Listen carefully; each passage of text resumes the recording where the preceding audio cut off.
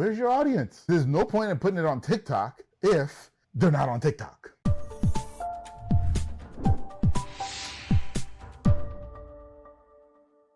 Now, the where to upload it is going to be a big question. You say, okay, so you said upload it, but wait, what are we talking about here? And the answer to that question is super simple. Where's your audience? Because there's no point in putting it on TikTok if they're not on TikTok. Yep.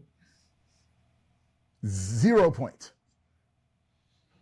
So you gotta, going back to where we started, of understanding your audience and understanding their pain points is also part of that, is understanding where they're hanging out.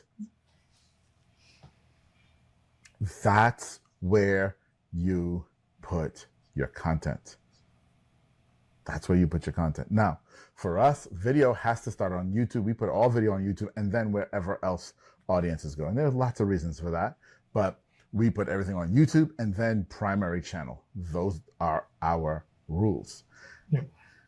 And Dean, before you ask, because I know you're going to ask, well, what about these best practices? Because you just said YouTube, and my gosh, YouTube has a ton of like rules, and then Instagram, like, oh my gosh, what are best practices? So were you going to ask that? Did I cue you up with that? Tell me, man. Tell me what I need to know.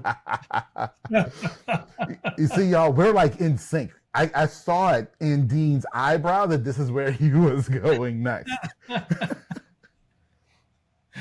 So what we'll do is we'll actually put a link to a best practices guide that we have in the description or the show notes if you're on the podcast for you to go get that, because there are best practices that you should follow when you're uploading. Yeah, very good. Because ultimately you want to be found, right? Yeah. You want to be found, and especially on YouTube.